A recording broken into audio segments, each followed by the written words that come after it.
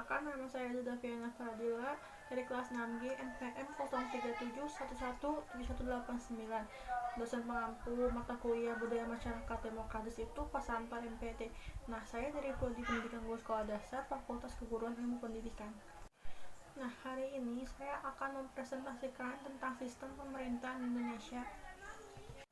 Pengertian sistem pemerintahan adalah sebuah tatanan yang terdiri dari berbagai komponen yang saling ketergantungan dan mempengaruhi terhadap fungsi dan pencapaian suatu tujuan.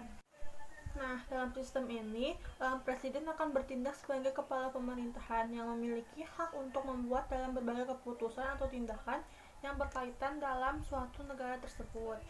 Yang kedua, ada sistem pemerintahan komunis. Nah, sistem pemerintahan komunis merupakan sebuah sistem dalam pemerintahan yang menganut terhadap prinsip komunisme. Komunisme itu orang yang tidak mengakui adanya ketuhanan.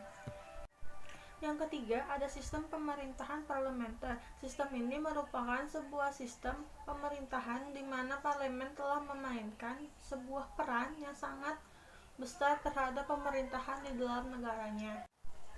Yang keempat, ada sistem pemerintahan demokrasi liberal. Sistem ini merupakan kombinasi antara demokrasi dan liberal, yakni dapat dikontrol pada sebuah keputusan yang telah dilakukan oleh kepala pemerintah, yang dimana kepala pemerintah tersebut dipilih oleh rakyat secara langsung. Yang kelima, sistem pemerintahan semi presidensial adalah sebuah sistem dalam pemerintahan gabungan antara sistem pemerintahan presidensial dan sistem pemerintahan parlementer. Yang keenam, sistem pemerintahan liberal.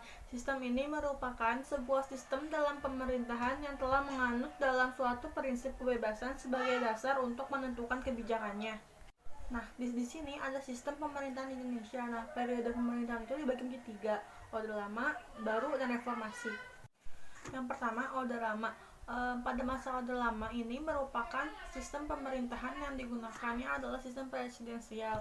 Era ini berlangsung dari tahun 1945 sampai 1966 di bawah kepemimpinan Presiden Soekarno. Nah, pada masa Orde Lama ini terdapat perubahan sistem presidensial. Sistem ini beberapa kali berganti, mulai parlementer, demokrasi liberal, hingga demokrasi terpimpin.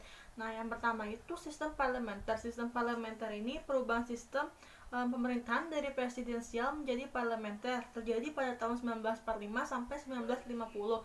Pada sistem ini, pemerintah memiliki fungsi ganda, terutama presiden, yakni sebagai badan eksekutif merangkap ke legislatif. Yang kedua, sistem liberal. Nah, sistem ini berlangsung pada tahun 1950 sampai 1959. Pada masa itu, politik dan perekonomian menggunakan prinsip liberal.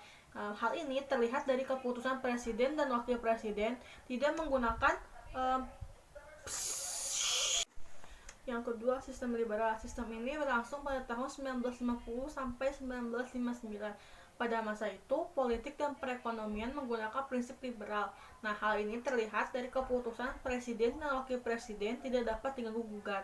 Kemudian, menteri bertanggung jawab atas kebijakan pemerintah. Presiden berhak membubarkan DPR pada tanggal 17 Agustus 1950 hingga 5 Juli 1959. Nah, presiden memerintahkan menggunakan konstitusi Undang-Undang Dasar Sementara atau atau UUDS. Yang kedua, kita langsung masuk ke pemerintahan masa Orde Baru. Nah, lahirnya masa pemerintahan Orde Baru muncul setelah dikeluarkannya Surat Perintah 11 Maret 1966 hingga 1998. Soeharto diangkat sebagai presiden menggantikan Soekarno. Pada masa Orde Baru ini, untuk pemerintahannya adalah presidensial dengan bentuk pemerintahannya republik. Undang-Undang 1945 merupakan dasar konstitusi. Masa Orde Baru, pemerintah menekankan pada stabilitas nasional dalam program politiknya dan rehabilitas ekonomi, serta berkepribadian dan dalam bidang sosial budaya. Pada era ini, demokrasi Indonesia mengalami kemajuan untuk cukup signifikan. Hasil kebijakan ekonomi terlihat Hasil kebijakan ekonomi ini terlihat inflasi menurun dan mata uang nasional stabil. Meski mengalami perkembangan, namun kekuasaan dipegang penuh oleh presiden. Salah satu penyebab runtuhnya era Orde Baru adanya krisis moneter pada 1997. Era Orde Baru ini berakhir pada Juli 1998. Setelah Soekarno mengundurkan diri sebagai presiden, kemudian muncul era reformasi.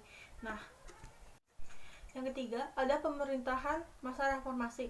Nah, sistem pemerintahannya itu adalah demokrasi Pancasila. Pada masa reformasi atau masa transisi ini, terbuka untuk menata kehidupan berdemokrasi. Masa ini dimulai dari kepemimpinan B.J. Habibie sebagai presiden yang menggantikan Soeharto yang mengundurkan diri. Pada masa ini, Habibie membuat reformasi besar-besaran di sistem pemerintahan. Sistem yang dijalankannya itu lebih terbuka dan demokrasi lebih ditonjolkan. Kemudian adanya memperdayakan masyarakat sipil lewat penyampaian informasi secara transparan.